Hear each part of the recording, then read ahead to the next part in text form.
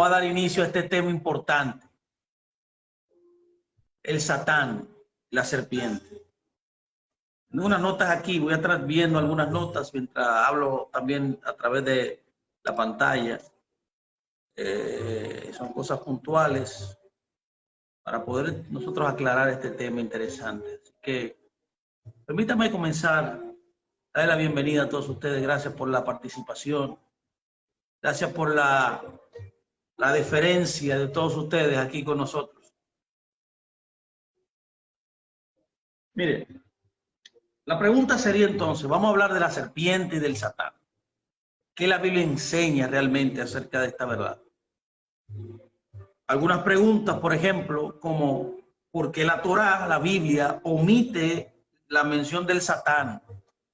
En Génesis 2:7 la Biblia dice: Elohim sopló en su nariz el aliento de vida, lo que un gran sabio hebreo llamado Onkelos, es un Targum, un comentario antiguo, define como que Elohim le dio al hombre el habla.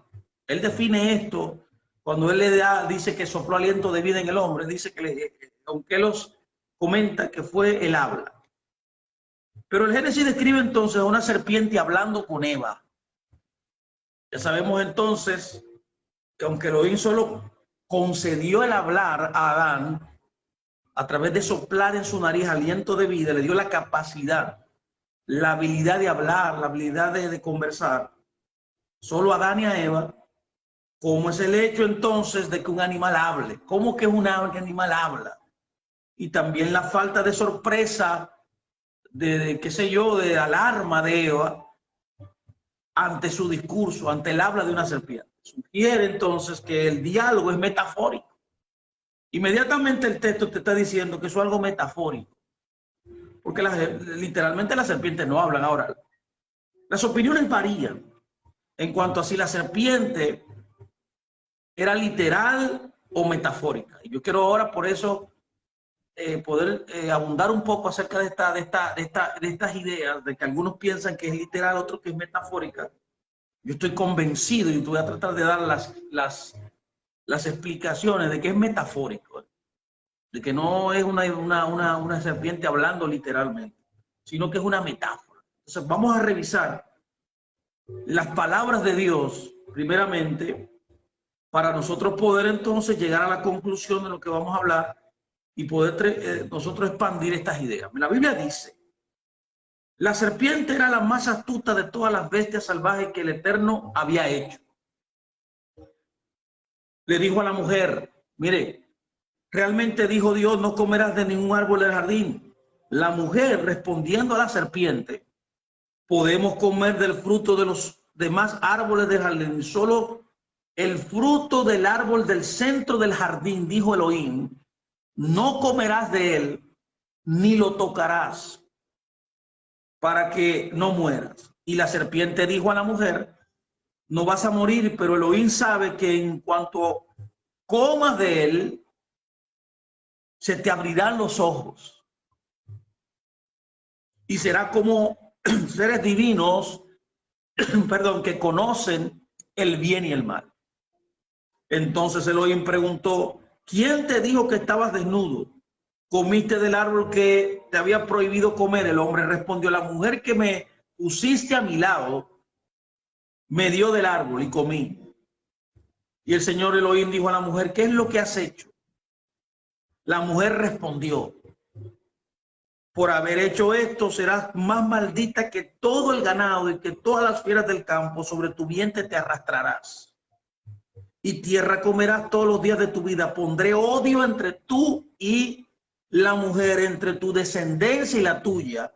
El hombre te golpeará en la cabeza y tú la golpearás en el calcañar. Eso está en Génesis. Ahora bien, es importante al notar esta lectura, es donde habla del diálogo que vemos de esta serpiente hablando. Podemos notar cómo la Torá, la palabra de Dios, advirtió solamente a Adán. Nótelo bien, solamente advierte a Adán. ¿Cómo supo la serpiente entonces de la prohibición del árbol del conocimiento? Vemos también cómo Elohim le preguntó a Adán y Eva por qué pecaron. Vimos aquí que el Eterno le pregunta a ellos con por qué pecaron. Pero la pregunta entonces también sería, para poder llegar a la conclusión de lo que queremos decir, trayéndola a la mesa primeramente, ¿por qué no le pidió también a la serpiente su propia excusa? Además, si la serpiente debe ser entendida literalmente, como muchos piensan, yo no estoy de acuerdo y lo que voy a tratar de explicar ahí, que se entiende entonces por los castigos de convertirse en una serpiente que se arrastra por el vientre y de comer polvo, de su odio contra el hombre y de la relación de la cabeza y el talón. Todos los elementos que habla en cuanto a la serpiente. Quiero hoy, ahora, en este momento, poder yo desglosar todo esto. Pero antes de eso quiero leer a uno de los más grandes pensadores del judaísmo, que es nada más y nada menos que Maimónides. Maimónides comenta lo siguiente, comenta acerca de este tema, de esta porción lo siguiente, lo cito. Otra notable observación midrashica, ¿vio? Él le llama esto un midrash. Un comentario de nuestros sabios es la siguiente. La serpiente, dice, tenía un jinete, dice. El jinete era tan grande como un camello y fue el jinete quien sedujo a Eva. Este jinete, él le llama aquí en su comentario, le llama que se llamaba Samael. O sea, el jinete que se monta sobre la serpiente era un ángel que se llamaba Samael, dice. Samael es el nombre de generalmente aplica a los sabios al Satán. Los sabios en la tradición hebrea llaman a al Satán le llaman, tiene un nombre, el Satán tiene un nombre, ya que un nombre propio, ya que Satán es como si fuera un nombre común, un sustantivo, que aplica no solamente en la Biblia, como cuando uno hace un estudio detallado de la palabra Satán, vemos que opera en hombres, al igual que en ángeles en la Biblia. Notando aquí entonces que no hay ninguna exclusividad. Ahora, dentro del Midrash y los comentarios hebreos, vemos que los sabios, y en este caso Maimónides comenta, que el que montaba la serpiente, que la serpiente tenía un jinete, que era el que la controlaba, se llamaba Samael. Note esto aquí, esto es importante. Samael es el nombre, dice, continúa diciendo Maimónides, que Samael es el nombre que generalmente aplican nuestros sabios al Satán. El Hazal, los sabios hebreos le llaman a ese ángel Satán. Así dicen que en varios lugares Satanás también en otro lugar dice también que deseaba traer también a Abraham a pecar y abstenerse de atar a Isaac. ¿Se acuerdan cuando Dios le exige a Abraham que atara a su hijo, que lo llevara a sacrificar? Entonces dice un midrash de la cultura hebrea, dice que el Satán, o sea Samael, se le aparece a Abraham para que no lo hiciera. Es en el tema de la queidad, dice Maimónides, la atadura de Isaac, que Samael se acercó a Abraham y le dijo, mire qué dice el midrash, dice, que acaso tú siendo un anciano has perdido la razón.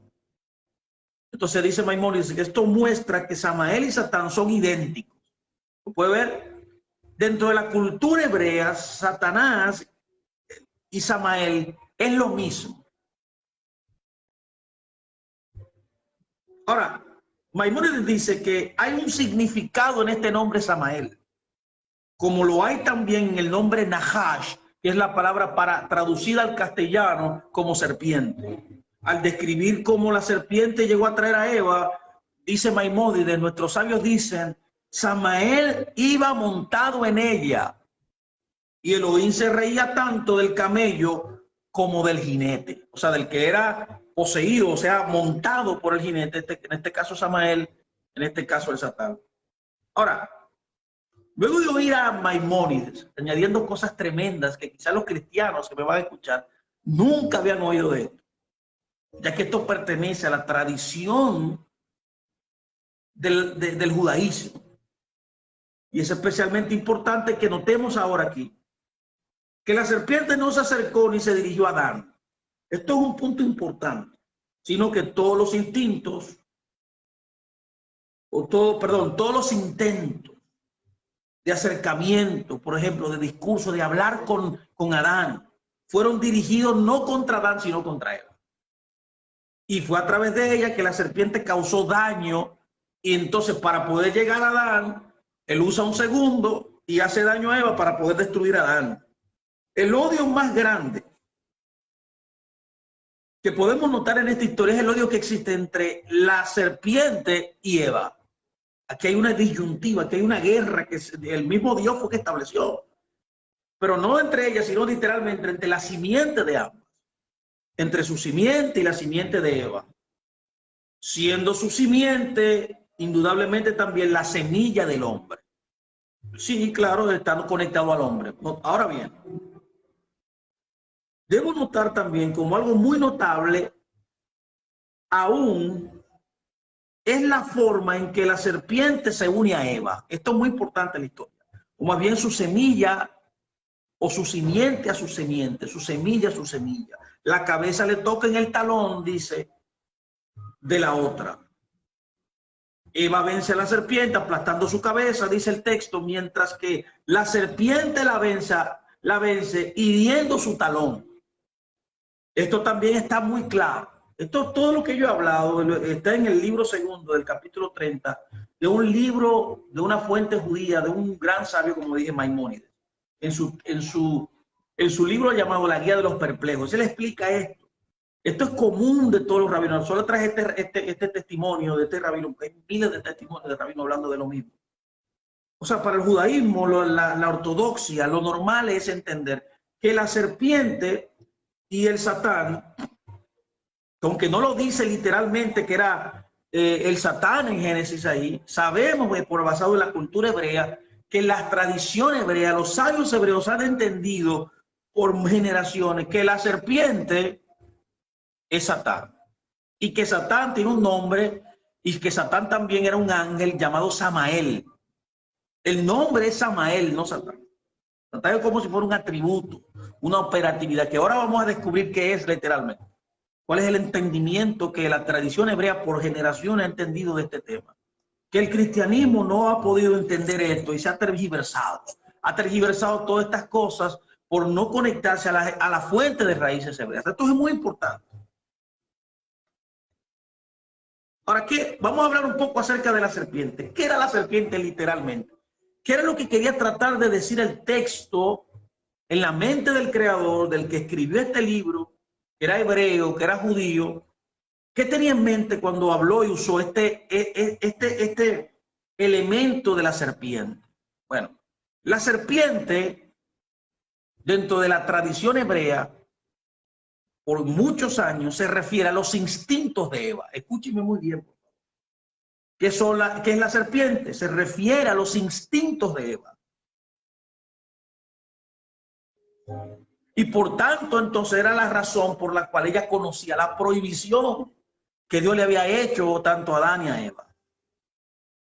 Entonces, como Eva lo sabía, o sea, sus instintos, que forman parte de su formación interior, también lo sabían. El hombre es bien claro, entendible por la Torá, por la palabra de Dios, que fue formado de Dios anima un cuerpo de la tierra, usted lo sabe muy bien, y le sopló aliento de vida. Dentro de ese aliento de vida hay ciertas capacidades que ese hombre interior, como Pablo le llama también, tenía. Uno de ellos eran los instintos, otro eran los sentimientos, las emociones, y otro era el intelecto. Tenía tres capacidades funcionales este ser humano que fue creado por Dios. Entonces, uno de ellos era el Satán, que eran los instintos. Para la tradición hebrea, la serpiente se refiere a los instintos. Por tanto, el diálogo de Eva con la serpiente no es literal, sino que representa la lucha de Eva en ese momento con un impulso instintivo de violar el mandato de Dios. Y aquí ya todo tiene sentido. Al principio ella menosprecia el mandato cuando ella dice, escuche, están prohibidos todos los árboles, no solo uno. Esto redujo el significado de la prohibición. Todo está permitido, solo un fruto está prohibido, como dice la historia. Por tanto, la serpiente le dice, serás como seres divinos que conocían el bien y el mal. Entonces es la justificación de Eva, ¿vio? Entonces esta metáfora, esta historia como metáfora, como un midrash, como una alegoría, ya que eso es una alegoría, lo que está tratando es esta lucha interna, como tú y yo la tenemos siempre, por obedecer a Dios. Cuando el pecado, nuestros deseos, impulsados por nuestros deseos, nosotros queremos violar los mandamientos de Dios. Eso es lo que está describiendo esta personificación. O sea, no es literal. Esto enseña que que Eva está hablando con ella misma, luchando con sus instintos, luchando con sus impulsos. En este caso, si tomaba como lo tomó, maligno. Por tanto, esto enseña que el hombre no puede pecar hasta que justifique su pecado.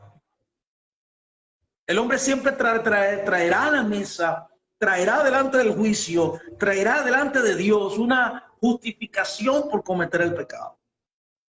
Por tanto, como Eva come, vemos que Eva accede a sus instintos, accede a sus deseos. Por tanto, ella come, la serpiente cuando ya ella come no habla más. La serpiente no aparece hablando más porque ya ella sucumbió ante ese deseo, ante ese impulso de comer la prohibición, lo que Dios le había dicho que no debía comer. Es por eso que ya los instintos en palabras reales, entendidas, los instintos no necesitaban hablar para violar un pecado, porque ya había transgredido el mandamiento. El midrash, entonces, esto es un midrash, es una alegoría. El midrash es una alegoría, literalmente. Maimónides, como cité, cita a los sabios que dijeron que la serpiente tenía un jinete. ¿Se acuerda? También Maimónides le añade algo más que no está en el texto original. Los sabios severos han entendido que, como dije, como menciona Maimónides en la cita que dimos, que la serpiente estaba montada, tenía un jinete que la montaba. Y era ella, ese jinete, que estaba controlando a la serpiente. Y vemos aquí que la Torá no lo menciona. Además que Satán, también vemos en la historia cuando le habla a Abraham también y a Isaac, de nuevo sin que se mencione tampoco en los versos de la Torá. Son versos, esos son textos midráshicos, son textos alegóricos judíos. De ahí viene este entendimiento. Entonces todo esto indica que la serpiente, que ya vimos que es el Satán, no debe entenderse literalmente, ya que no aparece en los textos de la Torá, de la Biblia. Por tanto, basándose en Maimónides, basándose también en otro gran sabio hebreo llamado Seforno, que interpretó los versículos de la siguiente manera. Mire, Seforno ahora, introduzca a Seforno aquí, otro gran sabio, uno de los más grandes sabios que ha existido en la historia, comentaristas de la Torá. Seforno pensaba y enseñaba que el Satán, la serpiente, el Satán, se refiere a los instintos humanos. ¿Vio? Él creía también que la serpiente eran los instintos humanos. La definición hebrea de Satán es desviarse. La palabra Satán literalmente significa desviarse.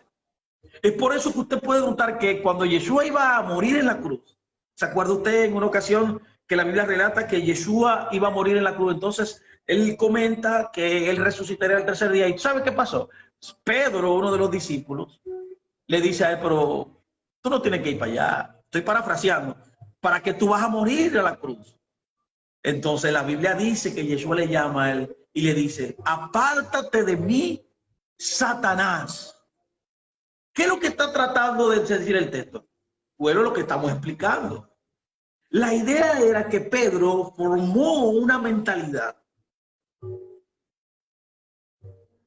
y expresa esa mentalidad para tratar de desviar a Yeshua, de morir por la humanidad. Ahí vemos inmediatamente que encaje perfectamente también con el entendimiento del judaísmo acerca de lo que era el Satán. De manera que, como Maimónides entiende que esta serpiente tiene ese jinete Seforno también dice lo mismo que él. Aquí dos testigos extraordinarios, dos sabios. Pero Seforno dice, le añade algo más y dice que esto, que la serpiente tenía un jinete, significa dos cosas. Y él dice que hay al menos dos facultades funcionando. Número uno, él dice, los impulsos instintivos del hombre. Este es el Satán y la serpiente. Él le llama a los impulsos instintivos del hombre, le llama el Satán. Ahora bien, él le añade otra cosa.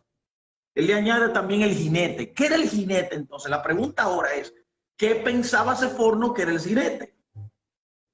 Y Seforno dice en sus enseñanzas que el jinete es la imaginación. Podemos notar nuestros instintos entonces aquí están al servicio del bien y del mal. Elohim desea que el hombre posea instintos y los aproveche para realizar la voluntad de él como un impulso. O sea, es el Yetzer Tov, el hacer lo bueno, el impulso a hacer lo bueno. Los instintos fueron creados no para que tú alaras al mal, sino que se llama en hebreo Yetzer Ha, sino que usted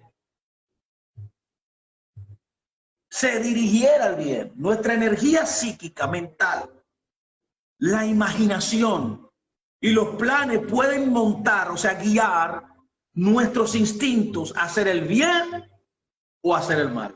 Esto es lo que está tratando de escribir esta historia. Los instintos en sí no son inherentes malos. Los instintos humanos no son malos, son neutrales. Los instintos son motivados por nuestros propios deseos, que está conectado a nuestros sentidos, lo que vemos, lo que oímos, lo que tocamos. De manera que si usted lo redirige al mal, el resultado será malo. Pero si lo redirige al bien, el resultado siempre será hacer la voluntad de Dios. Un abrazo a mi hermana Cleida María Brito, que está ahí. Una amada, qué gusto tenerla ahí. Vemos Lorena también, gracias por estar ahí. Estamos hablando acerca del significado en la Biblia de lo que es el Satán, de lo que es la serpiente. De manera que, mis amados, las fantasías que el hombre crea, las películas que el hombre se crea hacia el pecado son el mal. Este es el jinete. Dirigirse al mal es el jinete, pero en su mayor conocimiento, el hombre no fantasea con el mal, sino que utiliza su imaginación para explorar el mundo de Elohim y su Torah. Para eso fue creado este elemento, esta capacidad humana. El hombre puede poner sus instintos al servicio de Elohim, de Dios, como dice la Torah. La Torah dice, está escrito en Deuteronomio 6:5, dice, y amarás al Eterno tu Elohim con todo tu corazón, con toda tu alma y con todas tus fuerzas. Y esto incluye ahí los instintos. De igual manera, Rashi, otro gran sabio judío, comenta, hablando acerca de esto, dice, ámalo con todas tus inclinaciones o con tus dos inclinaciones. Rashi dice, ámalo con tus dos inclinaciones. Y lo menciona, tu instinto al mal y tu instinto a hacer el bien. Esto explica entonces, claramente ahora, tenemos claro ya, que el Satán, que son nuestros impulsos, nuestros instintos, deseaba impedir que Abraham, por ejemplo, sacrificara a Isaac. El impulso también del instinto quería comer del árbol. Por tanto, notamos claramente aquí en la historia de Abraham cómo Abraham resistió. Abraham resistió sus impulsos.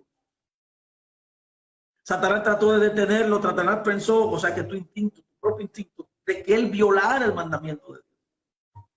Pero él resistió. En contra, entonces, todo esto está en contra de lo que el cristianismo por muchos años ha enseñado. De que el Satán es un ser vivo. Y la Torá, la Biblia enseña que Satán literalmente es el instinto humano. Ahora, ¿por qué eso es así? Bueno, porque la Biblia está repleta de metáforas. La Biblia es un libro hebreo, la Biblia no es un libro judío, no es un libro cristiano, no es un libro bautista, no es un libro pentecostal, no es un libro de los testigos de Jehová. No fue creado en Colombia, no fue creado en Yugoslavia, no fue hecho en España, fue hecho en Judea, señores. Viene del judaísmo, viene de los hebreos. Los hebreos tienen una manera de comunicar sus verdades. Una de ellas es el elemento metafórico. La metáfora la Biblia está repleta de metáforas. La metáfora en la Biblia se debe contrastar con otros libros que quizás no tienen metáforas. En la Torá Elohim no habla abiertamente del Satán, no lo habla abiertamente. Habla del Satán, pero lo hace metafóricamente. Ya que el Satán no es una realidad física, ya que el Satán no es una unidad material, el Satán es una idea, una realidad psicológica. Elohim no desea que el hombre se entretenga con una comprensión física de algo que es psicológico, de algo que no es físico. Por tanto, por ejemplo, en obras posteriores como la obra de Job, ¿se acuerdan? La obra de Job habla del Satán.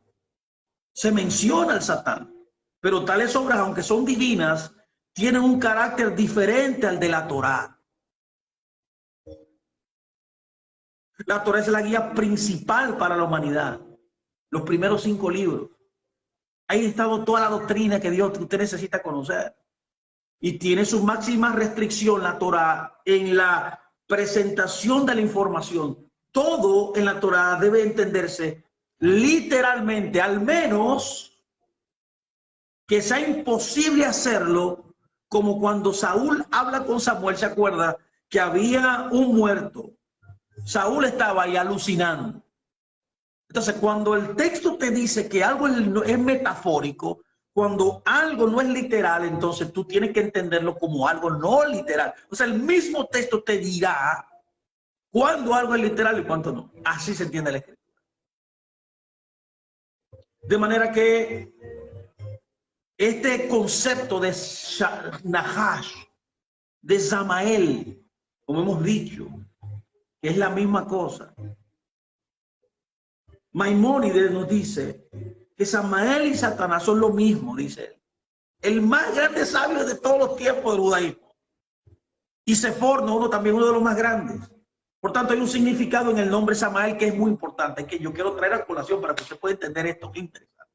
Samael no es casualidad que la tradición judía hebrea mencione que el nombre del que montaba a la serpiente era Samael, o sea, usando una metáfora, está usando una metáfora aquí. Pero ¿por qué ellos utilizan este personaje de nombre Samael como también lo hay en el nombre Nahash? Porque él utiliza la Torah, este elemento, este nombre. Samael, es interesante este nombre, usted va a quedar impactado. Yo cuando estudié esto me quedé impactado. Y es que Samael es un sustantivo compuesto, que significa, Sama significa ciego, y él es Elohim, Dios. Entonces, cuando usted une estas dos palabras, Samael significa, Samael ciega a uno de Dios. El papel del Nahash, de la serpiente, de Samael, del Satán, es cegar al hombre de Dios. Es que usted no puede hacer la voluntad de Dios. Es que usted no puede primero entender y hacer lo que Dios le ha ordenado. El Nahash, que es la traducción al español de la serpiente, es el término hebreo para serpiente, Nahash, pero también se refiere, los judíos le llaman también Nihush, que es brujería. ¿Qué es la brujería? La brujería literalmente es imaginar lo que no es real. Es una imaginación mentirosa de la verdad, de la realidad. La serpiente no era una serpiente real, era metafórica, era una historia, era la personificación del instinto humano, de esa emoción, de esa inclinación, ese deseo contrario, que no converge con la voluntad de Dios.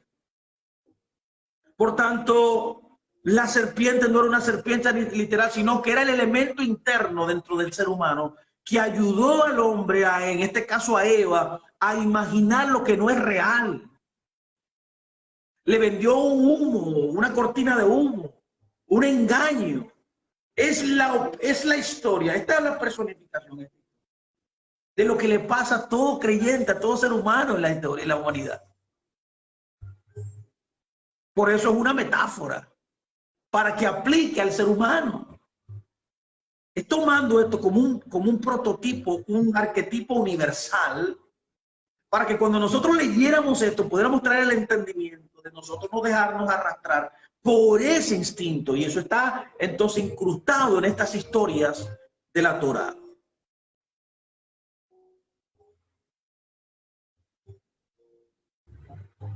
¿Cuál era la imaginación que ella se creó? Que la fruta era buena. Cuando Dios le dijo que la fruta era ¿qué? No era buena. Entonces la imaginación de Eva la hizo a ella imaginarse una imaginación negativa, mala, dañina, que era buena cuando Dios le había dicho que era mala. Maimónides también sigue hablando y subraya. Él dice, es especialmente importante notar que la serpiente no se acercó ni se dirigió a Adán. Bueno, lo recalcamos al inicio de la introducción de este tema. Esto quiere decir que los instintos de Eva solo se comunicaban con ella. Por tanto, es la misma cosa que ocurre con todas las personas. Todas las personas que existen, incluyéndose usted y yo que estamos aquí, y los que escucharán este mensaje, esta enseñanza diferida en otra oportunidad. Nuestros instintos no afectan, o sea, el instinto mío de Fernando Graciano no afecta el instinto de Luis Alberto, no lo afecta. Cada quien tiene su propio instinto. Cada quien está imbuido, está dotado de instinto. Por tanto, el instinto de otra persona no me afecta a mí, me afecta a mí solamente. Mi propio instinto es que me afecta a mí. Por tanto, Maimónides subraya que la importancia se debe a que esto demuestra que la serpiente no era una bestia, sino que formaba parte de la constitución interna de Eva. Ahora, cuando vemos la historia, se añade algo interesante que quiero también explicar.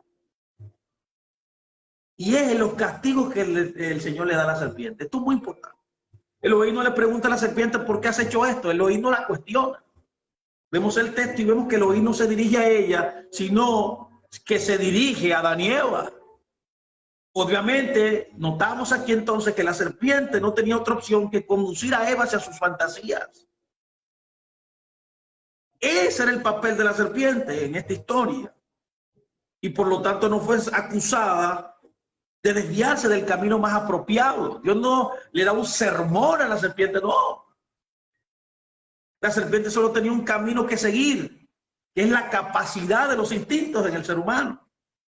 Los instintos de la serpiente conducen al hombre hacia sus propios deseos, al deseo que el hombre quiere, que como está conectado con los sentidos a la realidad, entonces cuando el hombre desea, codicia algo, quiere algo, entonces ese deseo nace en él, y que cuando el hombre entonces transgrede lo que Dios le ha dicho, usando ese deseo, impulsado por sus propios deseos, entonces dice la Escritura que para el pecado.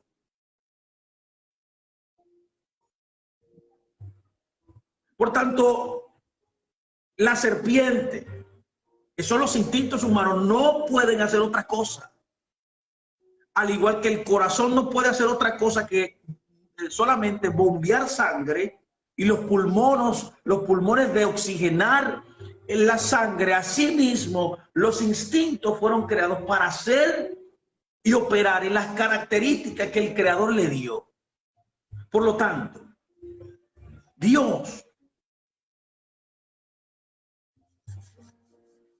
que Dios no haya pedido a la serpiente ninguna evidencia o un cuestionamiento de que por qué le hizo lo que hizo, nos da la idea, significa que Dios no hace responsables a los instintos humanos. Estaban funcionando según el diseño que Dios le dio. Los instintos estaban funcionando conforme a la capacidad que Dios le dio. ¿Cuál entonces es el castigo de la serpiente? Dios permitió que Adán y Eva pecaran para demostrar que no podían existir en la forma más perfecta. Escúcheme muy bien. Sus energías instintivas deben ser domadas, debían ser coartadas, debían ser minimizadas. La serpiente que ahora se arrastra sobre sus dientes significa que Dios frenó el proceso de seguir nuestros instintos. Dios puso un límite, puso una restricción. Eva se apresuró a desviarse de la palabra de Dios. Entonces Dios también disminuyó en Eva la satisfacción de los logros instintivos que ella tenía, a lo que se refiere como la serpiente comiendo polvo. Nuestros logros instintivos de todos los seres humanos ya no proporcionan el mismo buen sabor que antes del pecado.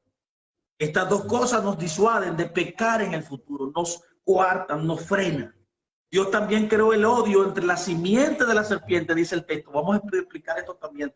Entre la simiente de la serpiente y la simiente del hombre. ¿Por qué Dios introduce aquí el odio entre dos simientes? Esto es muy importante.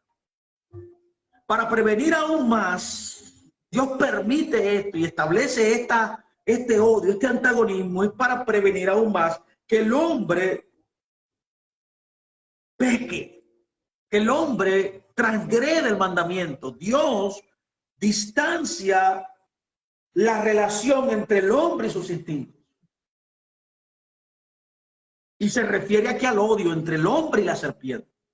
La relación continuando a través de la simiente significa que su simiente es idéntica. O sea, un fenómeno genético que puede aludir a lo que reside en un solo ser, en una entidad individual, en una sola persona. Por tanto, la descendencia y los padres son de la misma simiente, de la misma semilla. Y como la simiente, la serpiente también se relaciona con la semilla de Eva, quizás la Torá nos dice que la serpiente es parte de Eva también. Por tanto, la serpiente y la mujer son un mismo ser. Es decir, la serpiente es parte de la mujer, como dijimos, y representa literalmente los instintos humanos. Maimónides escribió acerca de este tema lo siguiente. Mira qué dice. Él dice: más notable aún es la forma en que la serpiente se une a Eva, o más bien su simiente a su simiente. La cabeza le toca en el talón de la otra y Eva vence a la serpiente aplastando su cabeza, mientras que la serpiente la vence hiriendo su talón. La frase aquí, es interesante esta frase que dice, se te aplastará la cabeza, no tiene sentido aquí. Debería decir, aplastará su cabeza. Pero cabeza también en la Biblia, y ahí tiene el sentido correcto, es la palabra rosh. La palabra rosh es la palabra cabeza, que también significa primero. Entonces, lo que el texto está realmente diciendo, te aplastará primero. La serpiente te aplastará primero. De hecho, ahí puede tener sentido lo que el texto está diciendo. Ahí tiene sentido. Mire por qué. Porque el hombre aplastará sus deseos al principio. El hombre aplastará sus propios deseos. Cuando el deseo quiera nacer, cuando el deseo quiera levantarse para transgredir los mandamientos de Dios, el hombre dirá, no, espérate, no. Tú no vas a transgredir, tú no vas a cometer pecado, tú no vas a violar la palabra de Dios, no. Tú le vas a dar un freno inmediatamente. Y no lo combate. Por tanto, los hombres o los instintos, si dejamos que ellos tomen rienda suelta, conquistarán al hombre en el talón. O sea, en el final, al final, abajo, en la batalla. Los instintos tienen la propiedad de hincharse, de engordarse y generar una mayor fuerza, un mayor poder, un mayor control en el ser humano cuando no son desafiados. Ya lo puede entender. Esto es lo que significa esta historia. Permítame ir cerrando ya. Yo creo que el tiempo se me ha ido. Yo quiero traer esta enseñanza breve para que podamos nosotros ser entendidos, porque A mí me abordó un hermano, yo creo que está aquí, hermano Luis Alberto Palacio, esta mañana, que él había oído que había muchos maestros de las raíces hebreas que estaban hablando acerca de que Caín era hijo literal de la serpiente. Por eso yo quise traer esta enseñanza, para poder traer un entendimiento claro. Porque la gente, mucha gente desde el primer siglo, porque esto ha venido desde el primer siglo, este hecho de entender las escrituras, de tergiversar lo que la Torá dice, cuando algo es metafórico y tomado literalmente, es una falacia total, es un malentendimiento. Ese concepto de que la serpiente era el padre de Caín es por no entender los conceptos metafóricos de la escritura. Como lo hizo quizás, por ejemplo, en el siglo I, lo estoy buscando aquí en unos datos para que usted pueda ver cómo ese hecho de estos mitos hebreos, de estos midrash hebreos, que son metafóricos, no son literalmente metafóricos, no son literales, no son genuinos, la serpiente no era literal, no hay un ángel literal que se llame así. El ángel se llamaba Samael, pero también es metafórico.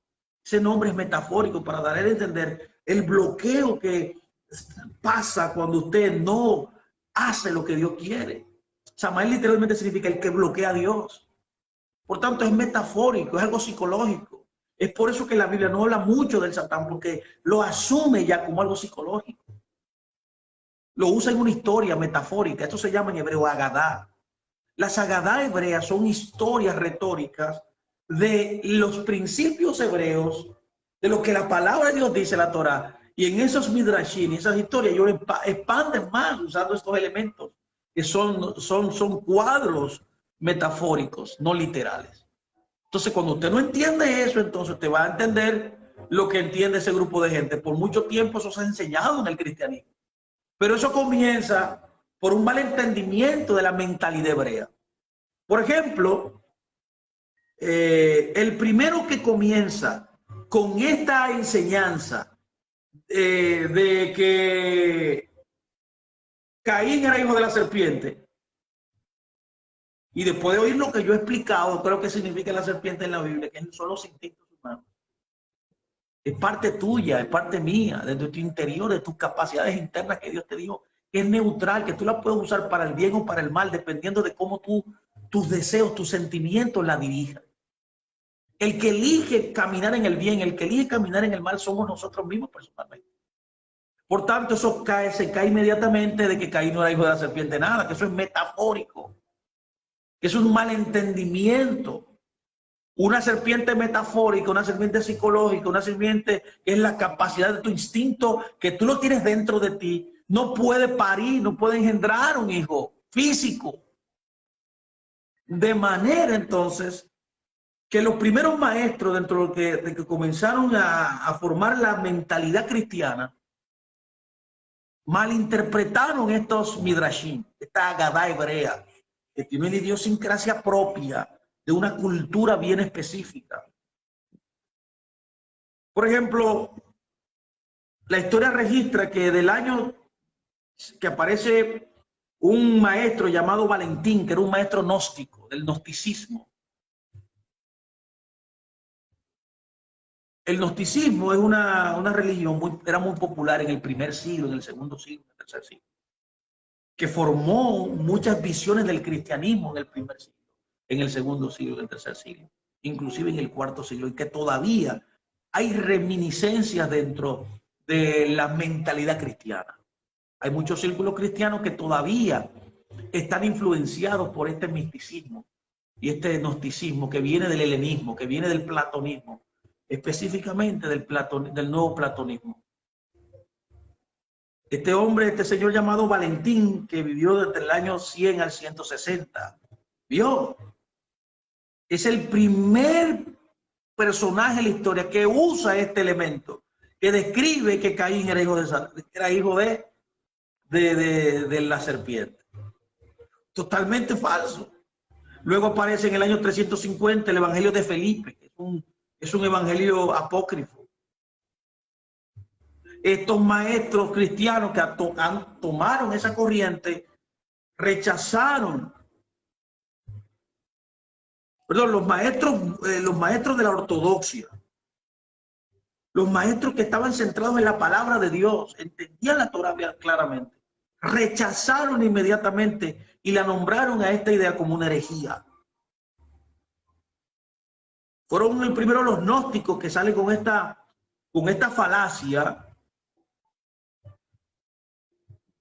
que de igual manera Irineo, que fue conocido como uno de los padres de la iglesia en el año 180, también dentro de sus libros, un libro que él escribió que se llama Contra herejías, él habla en contra de esta misma idea, una idea mala.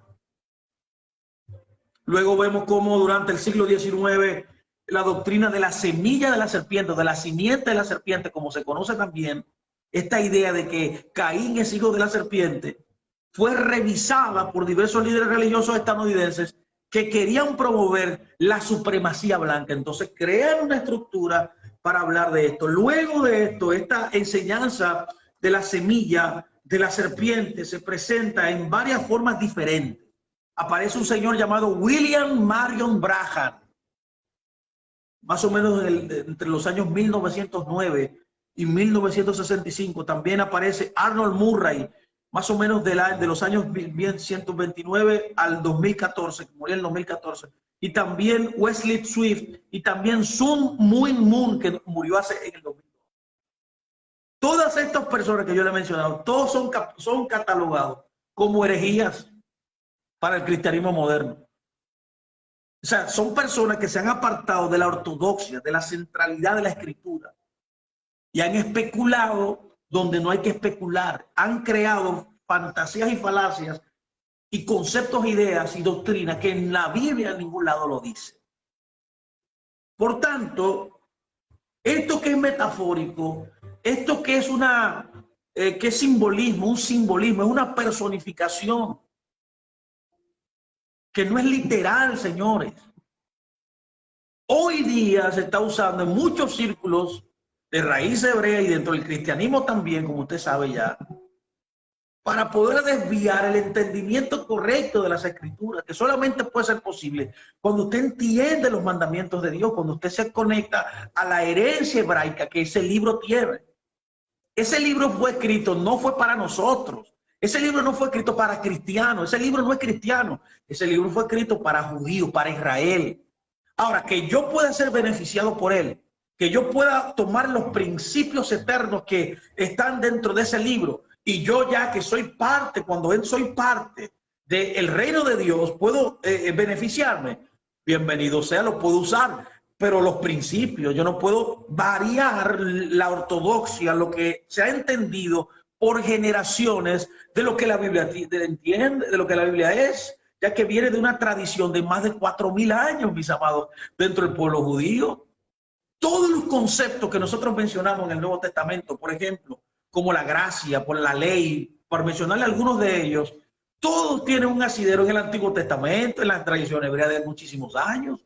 Yo no puedo cambiarlo, yo no puedo tergiversar ya lo que ha sido transmitido de generación en generación, que ya se entiende como un concepto ya establecido. El cristianismo necesita volver a sus raíces. ¿Volver a qué? ¿A ser judío? No, a traer de vuelta el verdadero entendimiento de las escrituras. ¿Para qué? Para que cada uno de nosotros en la humanidad, conforme al don que Dios nos ha dado, al don de gracia, a la participación de su bondad, a la participación en su reino, usted pueda cumplir los mandamientos que son asignados para usted. Los judíos tienen un grupo de mandamientos que solamente ellos pueden cumplir, y nosotros también, como creyentes de las naciones, tenemos también un grupo de mandamientos que debemos cumplir. Por tanto, necesitamos aprender más. Que mientras yo más estudio y aprendo más la cultura, la Biblia, los mandamientos, más mandamientos yo añado a mi vida.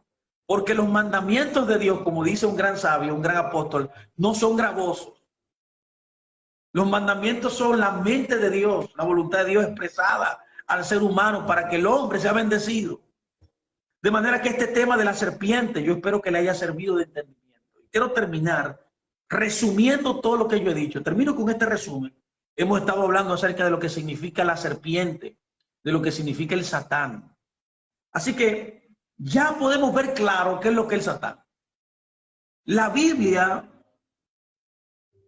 que habla acerca de este tema, pero no de una manera literal, no, por eso usted ve que no aparece mucho en el Antiguo Testamento. Este tema del Satán, literalmente diciendo Satán, no aparece porque para los antiguos hebreos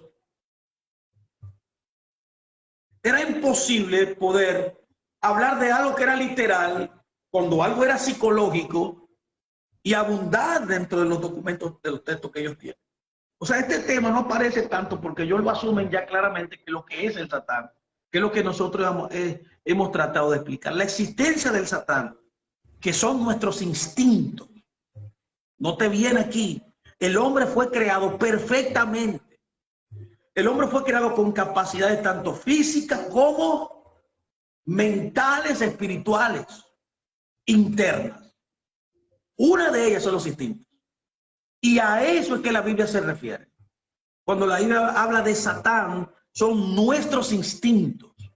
En esta historia, que es una metáfora, está personificando esa capacidad interna.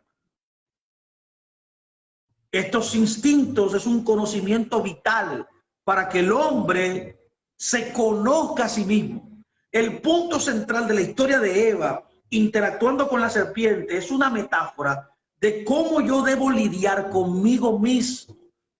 ¿Cómo yo debo lidiar conmigo? Bueno, cuando yo tengo la palabra de Dios, yo no puedo tratar de desviarme de ella. Si hay un deseo en mí, una inclinación a desviarme, es que mis instintos han parido o van a parir el pecado, la transgresión de lo que Dios quiere. De eso está hablando este texto. Está hablando de nuestro mundo interior. Esta historia metafórica, esta parábola, es una metáfora, es una alegoría. Es describiendo el Señor nuestro interior, nuestro mundo interno. Pablo le llamó el hombre interior. Pablo le llama así el hombre interior, que comprende de un intelecto, de un área emocional y de los instintos humanos. Tres capacidades tiene tu hombre interior.